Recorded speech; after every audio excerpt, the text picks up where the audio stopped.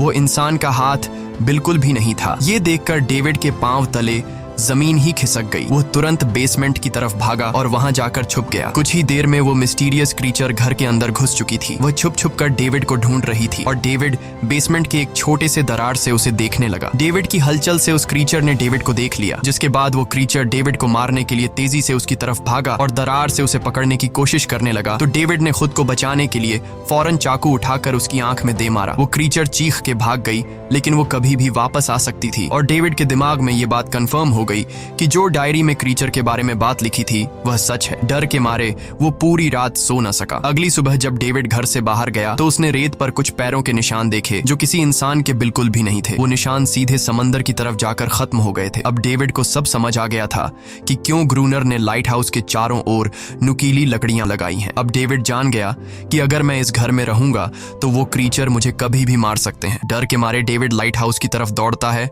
और ग्रूनर को चिल्लाकर कहता है, गेट खोलो, मुझे अंदर आना है। लेकिन ग्रूनर उसे अंदर नहीं आने देता और कहता है, तुझे शिप के साथ लौट जाना चाहिए था। डेविड निराश होकर वापस लौटता है क्योंकि क्रोनर उसे लाइट हाउस के करीब भी नहीं देखना चाहता था। वो उसके ऊपर पानी गिराकर उसे दूर जाने को कहता है। अब उसे खुद ही कुछ करना होगा। उसने घर की हर एक विंडो को लकड़ी से बंद कर दिया, चारों तरफ नुकीली लकड़ियों से घेरा बनाया और गेट के बाहर पुराने कागज और किताबें रखी। फिर उन पर तेल छिड़क दिया ताकि अगर वो क्रीचर वापस आए तो उसे आग से डराकर भगाया जा सके। लेकिन एक बात थी जो डेविड अब तक नहीं जानता था और ये बात उसे आज रात पता चलने वाली थी। खुशकिस्मती से उसे घर के अंदर एक पुराना बॉक्स मिला। उस बॉक्स में एक गन थी और बहुत सारी बुलेट्स। ये देखकर उसे जिंदा रहने की थोड़ी सी उम्मीद मिली। जैसे जैसे सूरज ढलने लगा डेविड के दिल में डर बढ़ने लगा। कुछ ही देर में चारों तरफ रात का अंधेरा छा गया। डेविड गन हाथ में लिए घर के एक कोने में चुपचाप बैठा था। उसकी दिल की धड़कनें तेज थीं। तभी एक अजीब आवाज सुनाई दी और जब डेविड ने खिड़की से छुपकर समंदर की तरफ देखा तो जैसे उसके पैरों के नीचे से जमीन ही खिसक गई। उसने देखा कि सिर्फ एक नहीं बल्कि पानी में से कई सारी वही अजीबोगरीब क्रीचर्स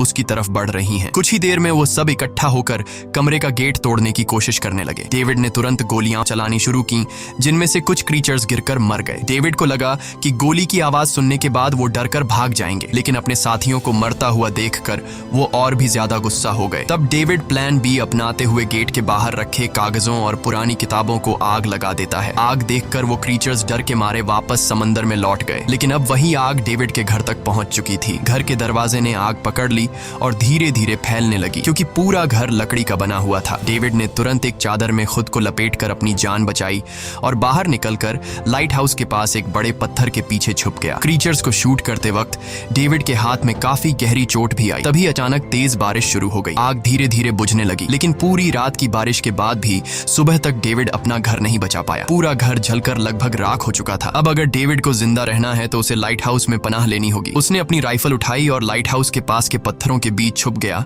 और इंतजार करने लगा कि कब ग्रूनर पानी भरने आएगा। जब ग्रूनर पानी भरने के लिए लाइट हाउस से बाहर निकला तो डेविड उसके पीछे पीछे चल दिया, लेकिन तभी अचानक एक अजीब सा क्रीचर जो ग्रूनर के पास ही था उसने डेविड पर हमला कर दिया, लेकिन किसी तरह करके डेविड ने उसे काबू कर लिया। वो क्रीचर ग्रूनर का रक्षक था। जब वह उसे शूट करने वाला था तो ग्रूनर ने तुरंत डेविड को रोका और कहा, रुक जाओ, ये मेरा पालतू है। डेविड ने गोली नहीं चलाई और मौके का फायदा उठाते हुए उसने ग्रूनर के साथ एक शर्त रखी, अगर इस क्रीचर को जिंदा रखना है तो मुझे लाइट हाउस में रहने दिया जाए, नहीं तो मैं इसे मार दूंगा। जिसके बाद ग्रूनर ने हाँ कर दी क्योंकि डेविड के पास ढेर सारा खाना और गन पाउडर था। शाम होने से पहले दोनों बचा हुआ खाना लेकर लाइट हाउस लौट आए और वो दोनों आराम से सो गए। अगली सुबह वो क्रीचर चुपचाप डेविड का हाथ चाट रहा था। जब डेविड नींद से जागा तो उसने देखा कि इस क्रीचर के चाटने की वजह से उसका हाथ पूरी तरह से ठीक हो चुका है। ये सब देखकर डेविड हैरान हुआ। डेविड अब क्रोनर से इस क्रीचर के बारे में और जानना चाहता था और फिर ये सब दुनिया के सामने लाना चाहता था क्योंकि ये किसी जादू से कम नहीं था। डेविड ने सोचा,